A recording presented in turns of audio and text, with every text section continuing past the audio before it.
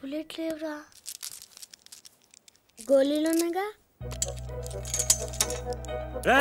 అమ్మో తాతయ్య, మీకు దేంతో ఆడుకోవాలా దేంతో ఆడుకోకూడదా తెలీదా మీకు?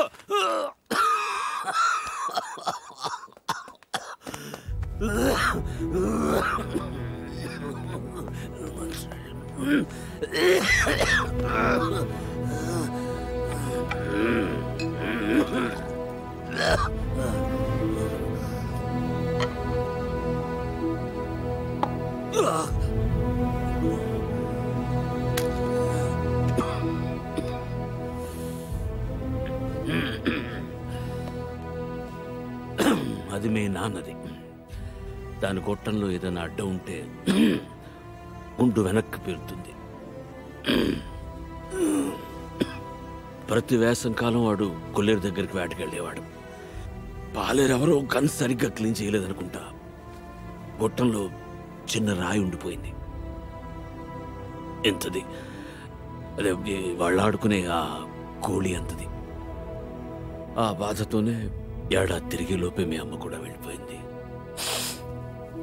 రోజులు గడిస్తే ఇలాంటివి మర్చిపోతా ఉంటారు, కానీ మర్చిపోవడానికి వాడేమైనా జ్ఞాపకమా? నా జీవితం. 3, 4, 5, 6, 7, 8, 9 ఇంకోటి ఉండాలి. మొత్తం 10 కదా, 10వ లేదు. అయ్యగారు నాయుడు మనుషులు మన పొలంలో కంచేసేస్తున్నారటండి.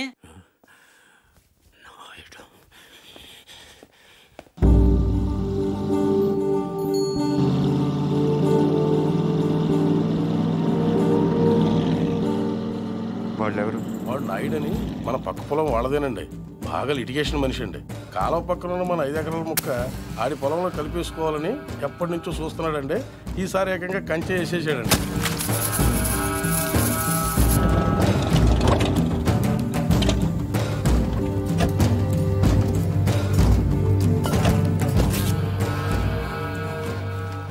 నాయుడు, ఏంటిది?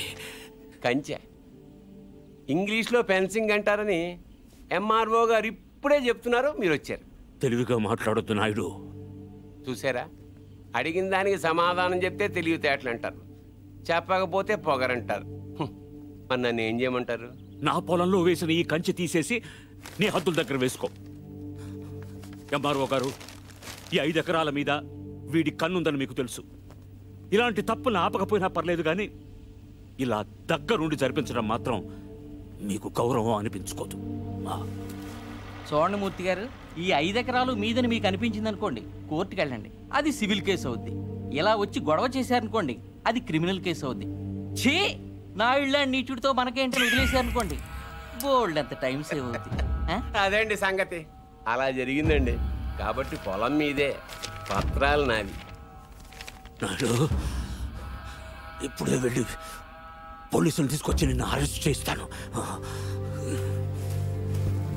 మీరు 1957 మోడల్ కారే వాడుతున్నారు అనుకున్నాను. బ్రెయిన్ కూడా ఆ మోడల్దే వాడుతున్నారు. ఇలా అయితే కష్టం. Police station.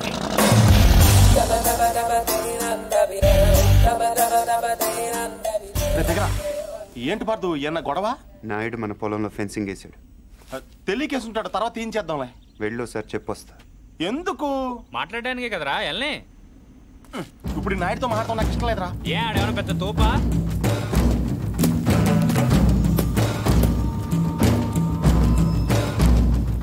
ముసలాడు మనవాడు మన దిగాడు. కుర్రోడు బాగా లేతగా ఉన్నాడు.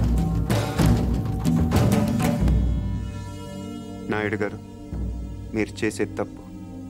తెలుసయ్యా, కానీ మానలేకపోతున్నా. ఏం చేయమంటావు? పూర్వం పెట్టి కాల్చేవాడిని, ఇప్పుడు బాగా తగ్గించా. నేను మాట్లాడేది సిగరెట్ల గురించి కాదండి. కొంపదీసి పొలం గురించే ఏంటి? చూడు బాబు, మీ తాత ఇప్పుడు ఎస్ఐ దగ్గరికి వెళ్ళాడు. నేను నిన్న సాయంత్రం వెళ్ళి 10,000 ఇచ్చి వచ్చాను. ఇప్పుడు ఆడు వస్తాడు, నాకు షేక్ హ్యాండ్ ఇస్తాడు. ఆటోమేటిక్గా మీ తాతకి బీపీ వస్తుంది. నువ్వే మోసుకెళ్ళాలి. కాబట్టి గట్టిగా రెడీగా ఉండు. వెళ్ళు. నాయుడు నిప్పుతో నేషనల్ గేమ్ ఆడుతున్నావు నువ్వు, మస్ అయిపోతావు. ఎంఆర్ఓ గారు మీరన్నా చెప్పండి, ఈ పొలం మాది.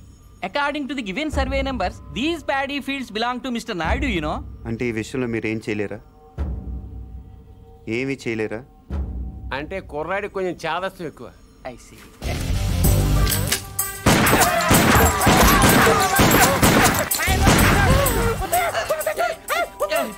ఏంటిది ఇలా దౌర్జన్యం చేస్తారండి మీరు? ఇటెందుకు? నేను ఇందాకే అడిగాను మీరేమన్నా చేయగలరా అని. ఇప్పుడు నేను చేస్తాను. చూడాలనుకుంటే ఉండొచ్చు, లేదా వెళ్ళిపోవచ్చు.